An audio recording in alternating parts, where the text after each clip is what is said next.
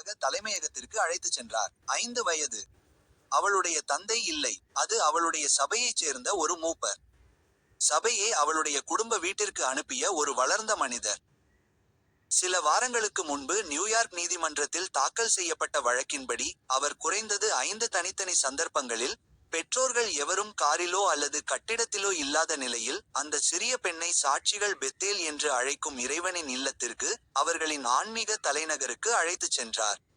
அங்கே அமைப்பின் சொந்த வளாகத்திலேயே அவர் அவளை துன்புறுத்தியதாக அந்த புகார் கூறுகிறது.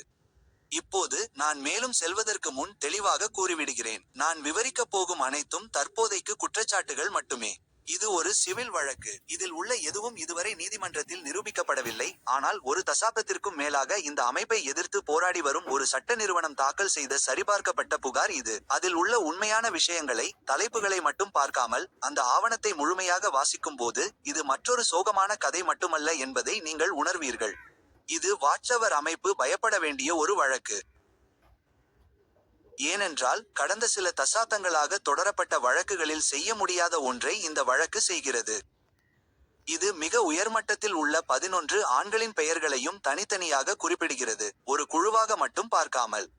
ஒவ்வொரு முறையும் இந்த அமைப்பு தப்பித்துச் செல்ல பயன்படுத்திய அந்த ஒரே தந்திரத்தை முறியடிக்க இது வேண்டுமென்றே வடிவமைக்கப்பட்டுள்ளது. அவர்கள் இதை எப்படி செய்கிறார்கள் என்று உங்களுக்கு காட்டுகிறேன். நான் பல தசாப்தங்களாக யெகோவாவின் சாட்சியாக இருந்தேன். நான் அந்த ராஜ்ய மன்றங்களில் அமர்ந்திருந்தேன். நியமனங்கள் எப்படி செயல்படுகின்றன என்பது எனக்கு தெரியும். தலைமையகத்திலிருந்து மூப்பர்கள் குழுவிற்கு வரும் கடிதம் என்ன உணர்வை தரும் என்பது எனக்கு தெரியும். அதன் பிறகு, இதுபோன்ற செய்திகளை பிறர் செய்யாத வகையில் ஆய்வு செய்வதில் நான் நீண்ட காலம் செலவிட்டேன். வெறும் பத்திரிகை அறிக்கைகளையோ அல்லது இணைய விவாதங்களையோ நம்பாமல், அவர்களின் முதன்மை ஆவணங்களை நேரடியாக ஆய்வு செய்தேன். நீதிமன்றத்தின் மின்னணு கோப்பு முறையிலிருந்து இந்த புகாரை எடுத்து 35 பக்கங்களையும் முழுமையாக படித்தேன். இதற்கு அடிப்படையாக உள்ள முந்தைய தீர்ப்புகளை நான் வாசித்திருக்கிறேன். அவற்றை பற்றி என் சேனலிலும் விளக்கியிருக்கிறேன். எனவே இதில் மிகைப்படுத்தல் எதுவுமில்லை. இது அவர்களின் சொந்த ஆவணங்கள், கடிதங்கள் மற்றும் அவர்களின் வார்த்தைகளே வரிசைப்படுத்தப்பட்டுள்ளன. இந்த வழக்கு தொடங்கும் இடத்திலிருந்து அவளுடன்